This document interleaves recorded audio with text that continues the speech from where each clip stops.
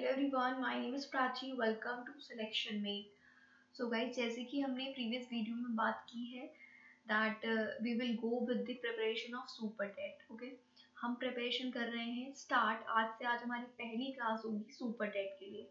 यहाँ पर आपको जितने भी इम्पोर्टेंट क्वेश्चंस हैं from exam point of view वो सब आपको देखने को मिलेंगे। तो और इम्पॉर्टेंट चीज़ ये है कि हम बेसिक से सारे क्वेश्चंस को कवर करेंगे और कहाँ जाएंगे बेसिक टू हाई लेवल हम सारे क्वेश्चंस की बात करेंगे।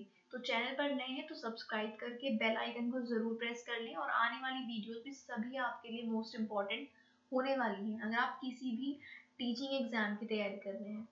तो आइए आज का वीडियो हम स्टार्ट करते हैं। आज का फर्स्ट क्वेश्चन हमारे पास क्या होगा? फर्स्ट पॉइंट हमारे पास है शिव समुद्रम जलप्रपात कौन सी नदी पर है? ठीक है, आपसे जो जलप्रपात पूछे जाते हैं वो पूछे जाते हैं कि वो कौन सी नदी पर बना हुआ है। तो आपके पास चार ऑप्शंस होंगे एज यूजुअल। तो यहाँ पर हम वन लाइनर की बात कर रहे हैं, डायरेक्ट आंसर की बात करेंगे आज के वीडियो में। ठीक है, तो शिव समुद्रम जलप्रपात जो है वो कौन सी नदी पर है? तो वो है कावेरी रिवर पर। कौन सी नदी पर है? कावेरी रिवर पर। तो ये आपको ध्यान रखना है, शिव समुद्रम जो जलप्रपात है वो किस पर है? कावेरी रिवर पर बना हुआ है।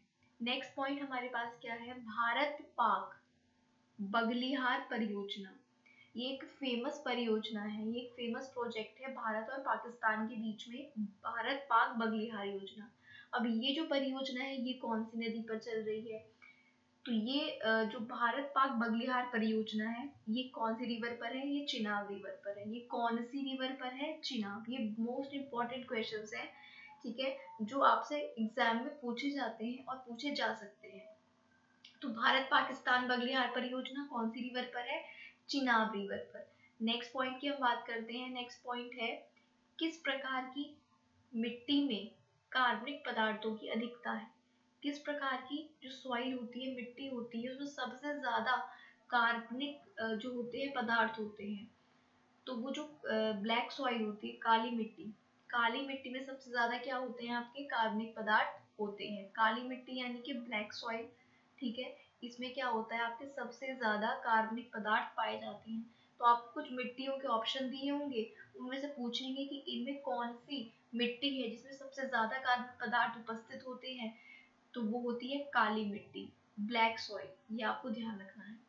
नेक्स्ट पॉइंट है कुकी जनजाति कौन से स्टेट से यानी कौन से राज्य से संबंधित है? कुकी जनजाति, ठीक है, जो कुकी जनजाति है वो आपसे पूछ रहा है ये कौन से स्टेट से रिलेटेड है?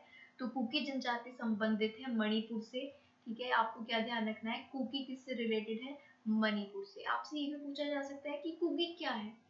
कुकी कोई नृत्य है, कोई सॉन्ग का टाइप है, या कोई जनजाति है?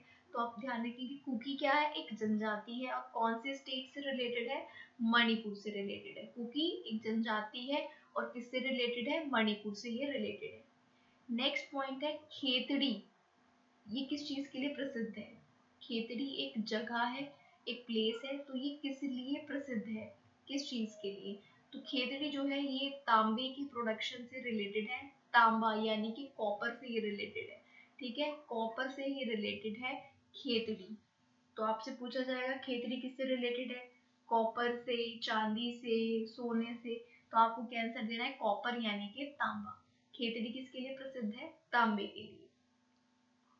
नेक्स्ट पॉइंट की बात करते हैं। भारत में सर्वाधिक लोग कार्यरत है किस उद्योग में? ठीक है, किस कौन सा काम ऐसा है, कौन सा उद्योग ऐसा है जिसमें भारत में सबसे ज्यादा लोग काम करते हैं?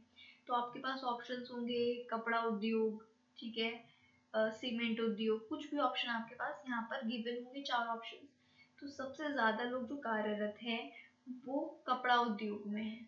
किसमें कार्यरत है? कपड़ा उद्योग में लगे हुए हैं भारत में सर्वाधिक लोग। जो उद्योग है उसमें सबसे ज्यादा काम किस में करते हैं? कपड़ा उद्योग में, ठीक है, ये आपको ध्यान रखना है।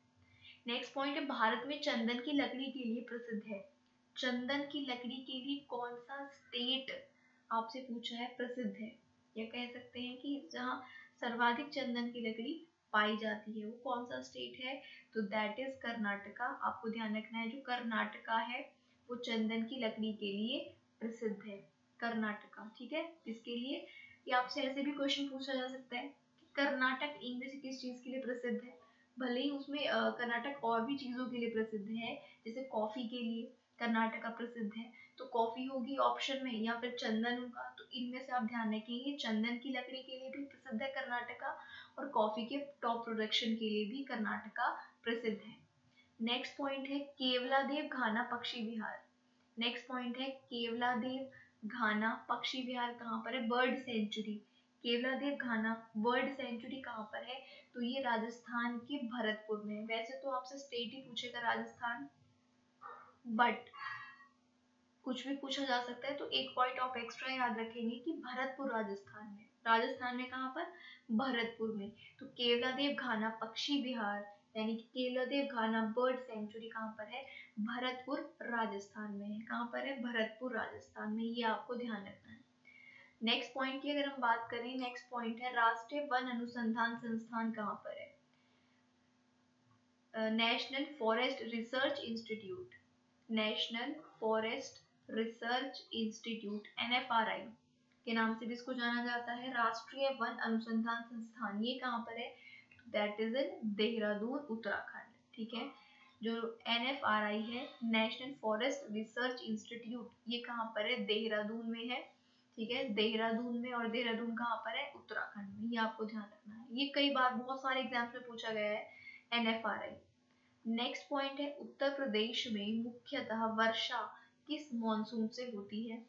स्पेसिफिकली तो क्वेश्चन यूपी के एग्जाम में ही पूछा जाएगा, बट आप इसको ध्यान रखेंगे because super TET is we are preparing for UP super TET exam. तो उत्तर प्रदेश में जो ज्यादा वर्षा होती है वो कौन से मॉनसून से होती है? तो बंगाल की खाड़ी से जो मॉनसून आता है, monsoon comes from Bay of Bengal. Bengal की खाड़ी से जो मॉनसून आता है उससे उत्तर प्रदेश में सबसे ज्यादा वर्षा होती है। ठीक है, उत्तर प्रदेश में मुख्यतः वर्षा कौन सी मॉनसून से होती है? तो जो बंगाल की खाड़ी से आने वाला मॉनसून है उससे यूपी में सबसे ज्यादा क्या होती है? बारिश होती है। नेक्स्ट पॉइंट है हमारे पास सेकेंड वर्ल्ड वॉर कब से कब तक चला? ड्यूरेशन क्या थी सेकेंड वर्ल्ड वॉर की? तो आप ध्यान रखेंगे 1939 से लेकर 1945 तक सेकेंड वर्ल्ड वॉर का टाइम पीरियड है। 1939 से 1945, 1939 से 1945 तक सेकेंड वर्ल्ड वॉर जो है वो चला था। 1939 से 1945 ध्यान रखना है। फिर नेक्स्ट पॉइंट है करो या मरो। ये जो स्लोगन है, जो नारा है, किससे संबंधित है? आपसे नॉर्मली जो एक सिंपल क्वेश्चन बनेगा, किसने दिया था? गांधी जी ने, करो या मरो। लेकिन ये कौन से आंदोलन से रिलेटेड है? कब ये नारा जो है बोला गया था, ये आपसे पूछा जाए तो आप बताएंगे जो भारत छोड़ो आंदोलन हुआ था। भारत छोड़ो आंदोलन में कौन सा स्लोगन बोला गया था? करो या मरो। ठीक है, तो आपको क्या ध्यान रखना है? भारत छोड़ो आंदोलन से रिलेटेड है कौन सा स्लोगन? करो या मरो। तो ये सारे पॉइंट्स आपको ध्यान रखने हैं, इंपॉर्टेंट, बहुत इंपॉर्टेंट क्वेश्चंस हैं यहाँ पर इस टाइम जो हम डिस्कस कर रहे हैं। तो NFRI कहाँ पर है आपका? देहरादून में है। उत्तर प्रदेश में सबसे ज्यादा वर्षा किस मॉनसून से होती है? तो बंगाल की खाड़ी से होती है। सेकेंड वर्ल्ड वॉर का टाइम पीरियड है 1939 से 1945, और करो या मरो जो स्लोगन है ये भारत छोड़ो आंदोलन से रिलेटेड है। नेक्स्ट पॉइंट की बात करते हैं, सौभाग्य योजना किससे संबंधित है? तो सौभाग्य जो योजना है ये संबंधित है फ्री लाइट से, यानी कि मुफ्त बिजली से। ठीक है, मुफ्त बिजली आ सकता है या खाली आ सकता है कि सौभाग्य जो शब्द है ये कौन सी योजना किससे रिलेटेड है? तो लाइट से यानी कि बिजली से। ऐसे भी क्वेश्चन पूछा जाता है कि सौभाग्य किससे रिलेटेड है? सौभाग्य योजना ये लाइट से यानी कि बिजली से रिलेटेड है, फ्री लाइट से, सौभाग्य योजना। नेक्स्ट पॉइंट है हड़प्पा के लोगों का मुख्य व्यवसाय क्या था? हड़प्पा कालीन जो लोग थे उनका जो मुख्य जो मेन ऑक्यूपेशन था, मुख्य व्यवसाय था, वो था कृषि।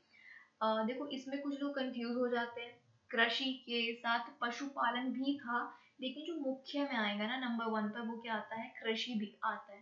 तो इसमें आपको कंफ्यूज नहीं होना है।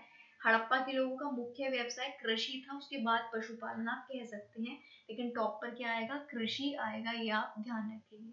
नेक्स्ट पॉइंट है हिंदुस्तान सोशलिस्ट रिपब्लिकन के संस्थापक, फाउंडर कौन थे हिंदुस्तान सोशलिस्ट रिपब्लिकन के?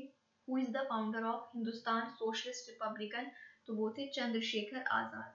ठीक है, ये क्वेश्चन बहुत इजी है लेकिन ये कई बार एग्जाम में रिपीट हुआ है। हिंदुस्तान सोशलिस्ट रिपब्लिकन के जो फाउंडर थे, संस्थापक थे, वो कौन थे? चंद्रशेखर आजाद। ये आपको ध्यान रखना है। ठीक है, कई बार एग्जाम में पूछा गया है। इस तरह से आपको ये सब चीजें क्या रखनी है, ध्यान रखनी है।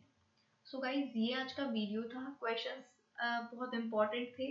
अगर आपने पहले एग्जाम दिए हैं, आप लगातार प्रिपरेशन कर रहे हैं, तो आप समझ सकते हैं कि इसी तरह के क्वेश्चंस आजकल एग्जाम में पूछे जाते हैं। अगर वीडियो अच्छा लगा है तो लाइक ज़रूर कर दें, लाइक बटन पर क्लिक करें और अपने कुछ फ्रेंड्स के साथ इस वीडियो को ज़रूर शेयर कर दें, जिससे कुछ लोग एटलीस्ट इस वीडियो तक पहुँचें और इसको देख पाएँ। चैनल को अभी तक सब्सक्राइब नहीं किया है तो सब्सक्राइब जरूर कर लें। आने वाले समय में और अच्छे क्वेश्चंस के साथ आपको वीडियोस देखने को मिलेंगी फॉर सुपर टेट एग्जाम या फिर केवीएस के लिए भी आप प्रिपेयर कर रहे हैं तो इक्वली यूजफुल होंगी। इस चैनल पर जो प्लेलिस्ट बनी हुई है, आप एक बार उनको जरूर विजिट करें। अगर आपको अपने लिए कोई बेनिफिशियल लगता है जो भी टॉपिक, तो आप उसको आराम से यहाँ पर समझ सकते हैं और देख सकते हैं। बहुत सारे टॉपिक्स हमने डिस्कस किए हुए हैं प्रीवियसली। ठीक है, तो जो अगर आपके बेनिफिट में है तो आप उन वीडियोस को जरूर देखें, आपको अच्छे क्वेश्चंस जरूर देखने को मिलेंगे। So guys, that's all for the day. ये आज का वीडियो था। अपने फ्रेंड्स के साथ वीडियो को जरूर शेयर करें। Thank you.